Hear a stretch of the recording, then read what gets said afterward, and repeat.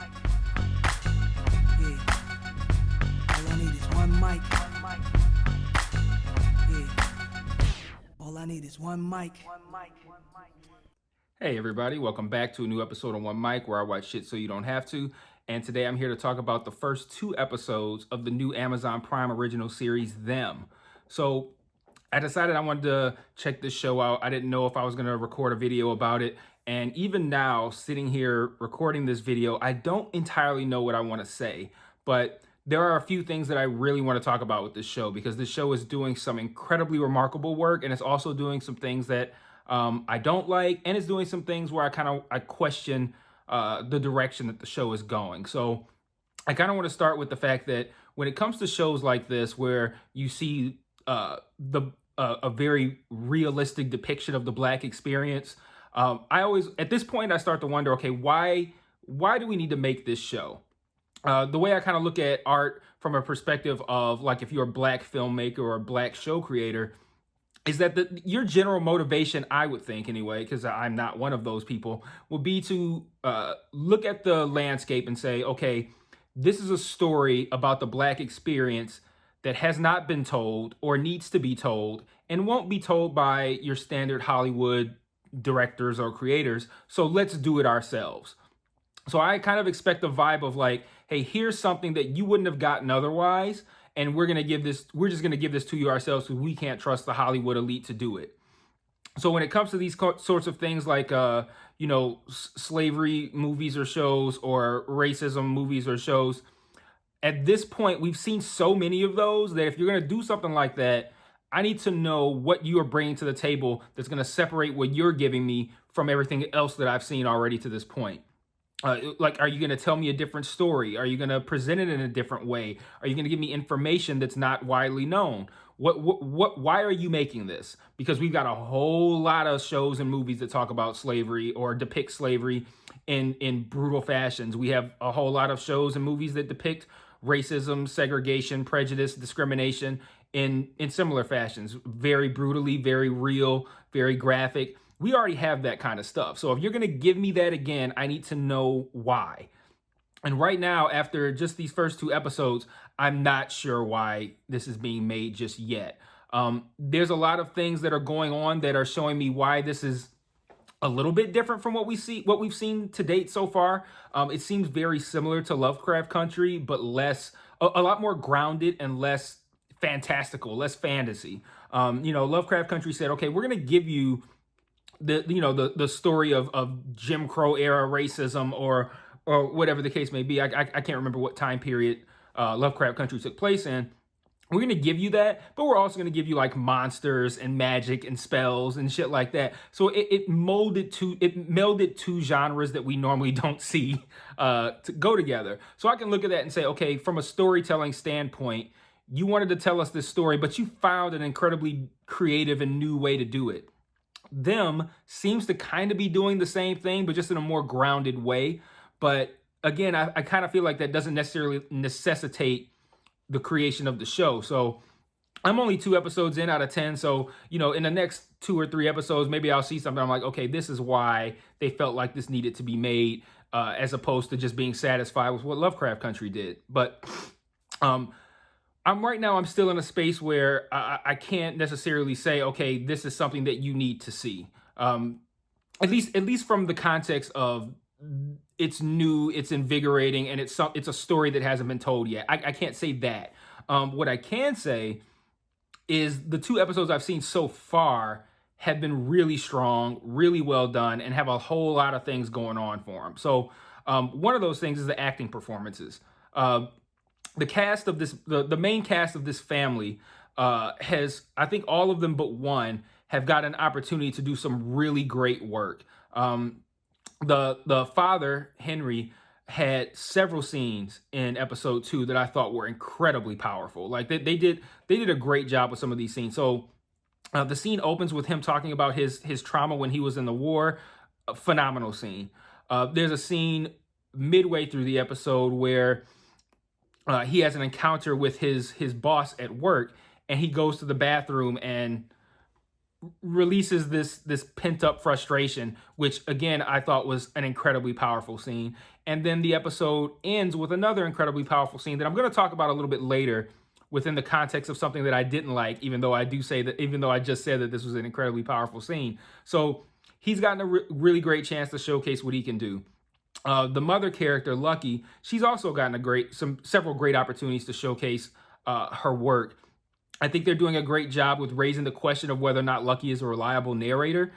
There's been many times where scenes have been cut in such a way that we don't really know if what we're seeing is actually what happened. I like that, the unreliable narrator kind of thing. There's a scene in the second episode where her daughter wakes up with a neck scar from, well, I'm not going to bother getting into it, but wakes up with a neck scar. Later in the episode, the mother is telling, I think it was, I can't remember who she was talking to. She was telling somebody about this next, oh, it was the police. She was telling the police about this neck scar and about this, so-called visitor that appeared that did this. And she's looking for the neck scar, but she's looking on the wrong side of the neck. Like the neck scar was on the other side of the neck. And for a moment, I wondered, I'm like, is this a production error, or is this more evidence that she's an unreliable narrator? Because they don't ever show the side of her neck that the scar was on. So then it makes me think like this must have been purposeful, and you just need to be a sharp enough viewer to catch that she's looking on the wrong side of the neck and kind of think like, okay, this is more evidence that she might not be all together. So they're doing some really great stuff there. They're doing a good job of kind of like keeping secrets off camera. Like there's another scene where it's like a flashback scene, and she's walking around the table serving food or whatever, and we pull back or it cuts to a different angle of a shot, and we see that she's pregnant, which is a within the context of that scene is important information. And they made it hit a little bit harder by not showing certain things. Like, you can make things be impactful by showing it, but you can also make things be impactful by not showing it. And they did a good job with that as well. So they're giving her some great work. And then the youngest daughter, Gracie, this little girl is freaking me out, and like almost every time she's on screen, she's doing a great job of being like simultaneously cute and incredibly fucking creepy. And they have a great scene with her, I believe it's toward the end of the first episode, where they're just like, hey, we're just gonna have this little girl sing this song. But like the way they constructed that episode and the way it played out, and the way she performed it was like, wow, like this is a crazy scene. So like they're giving these actors some great stuff to work with. So I've really been enjoying that. Another thing I've enjoyed is and I don't know if this is what they're going for. This is just how I'm taking it. But actually, I haven't even really talked about the premise of the show. But right now, the premise of the show is essentially that this black family moves from North Carolina to Compton at a time when Compton is presumably still very white and very elite.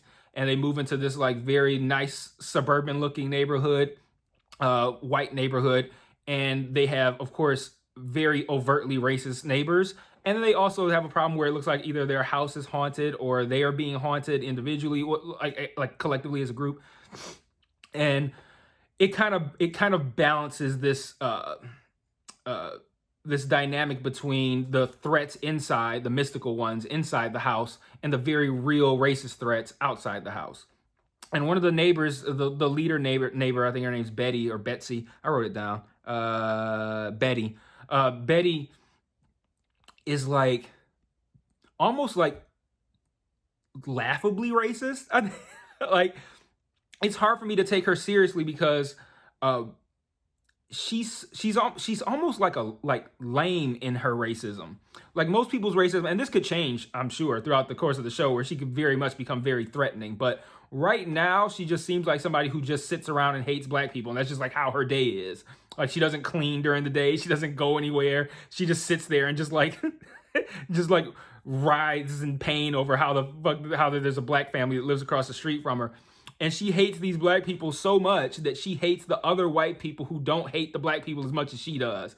And like, to me, she just comes off really lame as opposed to like threatening or scary. And I find that to be funny. And I also find it to be funny. And again, I don't know if this is what they're going for, but it kind of feels like they're saying like, okay, you have these very, these, I don't want to call them real because again, there's still, for me at this point, too much unreliable things happening that I can't really use to make a determination one way or another on what's real and what isn't. But you have what appears to be a very real mystical threat inside the house. And then outside the house, you have the threat of the racist people, but like they really just kind of feel like it's just them being white people. Like it's almost like the horror and the terror and the suspense is coming from white people just doing regular shit that they would do back then. And I kind of find that to be humorous. It's not like they haven't done anything so far. Like they have all sorts of plans and they're just ruminating on the way that they're gonna fuck over this black family, but they haven't done shit. And that's why it makes me wonder. It's like it doesn't feel like they're not intimidating because they're like doing all these terrible things yet, but it's almost like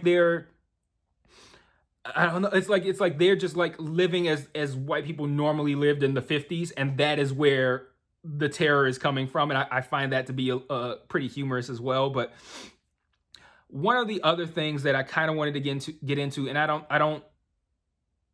I'm gonna withhold judgment at this point because I'd like to see this curtailed. I don't think it's gonna happen, the curtailment, but the biggest issue that I have with this show right now is something that if you're a frequent watcher of this channel, you already know is something that I don't like. I don't like having my hand held by a TV show. I don't like being treated like I'm a fucking idiot. And I ranted about this after an episode of WandaVision where we had a character take another character kind of like through the past. And we would enter a time period in one of the characters' past, events would take place, and then the character that was the guide would then explain those events like we didn't just see it. And I'm like, why is a show that's been treating me like a smart viewer this whole time now treating me like I have no fucking clue what's going on? Like, I hate that. Like, I don't like having TV shows insult my intelligence. I feel like they have to hold my hand through things. And this show already in 2 episodes has done it twice. And what makes this so much more damaging than when WandaVision did it is that this show ruined, I don't want to say ruined because these are still 2 incredibly powerful and remarkable scenes, but like they sullied these 2 scenes by doing this. So it's like it hurts more when you insult my intelligence, where in a situation where had you not done that, I would be sitting here on this video in front of this camera heaping praise upon the brilliance of these scenes. But I'm going to talk about mainly the second one, because the second one is the one that bugged me the most.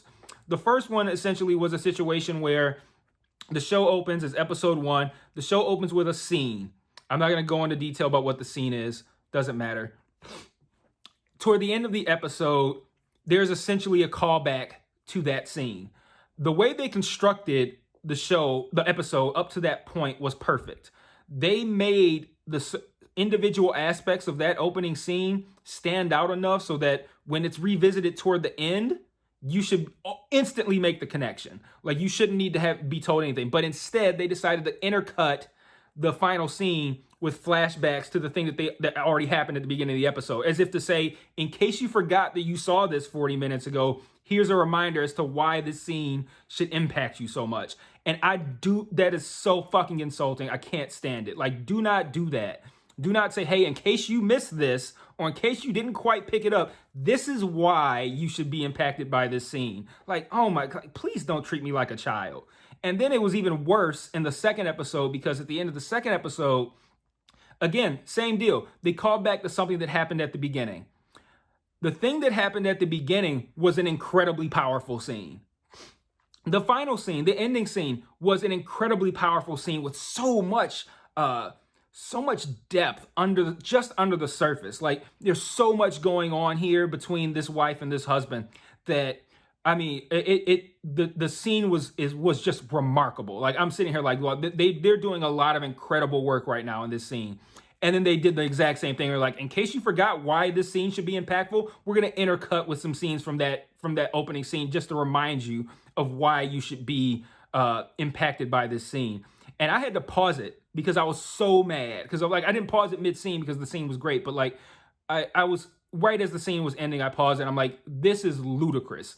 I cannot understand why they would take such a remarkable scene that you put in the work all through the episode prior. You put in the work to perfection to make this scene hit. and you fuck it up by going, hey, here's the original thing that you should be remembering in case you don't, or you weren't paying attention, or in case you just don't quite get what's happening here. And that kind of shit, like, that can ruin a show for me. Like, if this is gonna happen every episode, you will see this as these videos play out. It'll be like me sitting here right now talking about the first 2 episodes and all the remarkable work that's being done, all the great acting, and you'll see me episode 6, 7 going, fuck this show. They think I'm a fucking idiot. Don't watch this because they think you're a fucking idiot too. Like, that's the direction this will be going if they keep doing this every episode. But as it stands right now, I think this is, even though I don't really know why I need this show, and I'm still kind of in a space where, like, I don't really need any more black torture porn without a good cause for it, without it giving me something unique. Despite that, I'm still on board with this show because, like, it's doing so much great work with balancing the mystical with what's actually happening. It's doing great with tension. They're doing tension and suspense to perfection. It's doing some remarkable acting, and to this point, I haven't seen anything other than those 2 scenes that I just talked about that's really made me roll my eyes or anything like that. Like, it's been interesting. It's been suspenseful. It's been really exciting at times. Like what's happening right now? What's gonna happen? Acting has been powerful. Like, everything about it has been really good. It's just those 2 scenes and the fact that I'm still kind of in a space where it's like, even if the show is good, why did you have to make this? Like, why did you have to give me, and it hasn't even reached the levels that I would call, like, black torture porn just yet. Like, I feel like that's the direction it's going, but we haven't even gotten there yet. But I'm really enjoying what I'm seeing. They need to not keep doing this, or this explaining why this scene should be impactful shit. Like, they keep that up, I'm gonna be dragging this show through the fucking mud by episode 6 or 7 or something like that. To the point where, like I might stop covering it altogether if they're gonna do that, because like that kind of shit, I have no tolerance for that. So again, at this point, pretty high recommendation for this show, but I'm going to keep covering it. I'm going to watch as many episodes as I can each night, come back, record a video the following day, see if I can, give you guys an update on where I stand on it, how I feel it is. But as of right now, I give it a pretty high recommendation. I think it's worth watching. It's giving you, again, very kind of similar to Lovecraft Country, but minus almost like the Indiana Jones-ish kind of feel that Lovecraft Country was giving you at times. It almost like Lovecraft Country was almost undermining some of the powerfulness that it could have portrayed by giving you, like, stuff that was, like, kind of just a little bit too fantastical, like people breaking out of white bodies and shit like that. Like it's a little crazy. So this is a lot more grounded, a lot more suspenseful. So it's not an easy watch, but for me at least, it's a fun watch. If you have a weak stomach, it's probably not going to be a fun watch for you. But that's all I'm going to say here. I thought this was going to be a spoiler-filled episode, but I managed to make the points that I wanted to make without spoiling the episodes. But I'm going to say that going forward, these videos will probably have spoilers about the episode. So, watch this one, maybe make a determination on if what I'm saying now is enough to convince you to watch the first 2 episodes and then keep going and watch the show. And then maybe you can follow along with me on my journey as I experience the show and give you my thoughts. So I'll probably be back tomorrow with a review of however many episodes I watched tonight. And I'll see you guys then. Peace.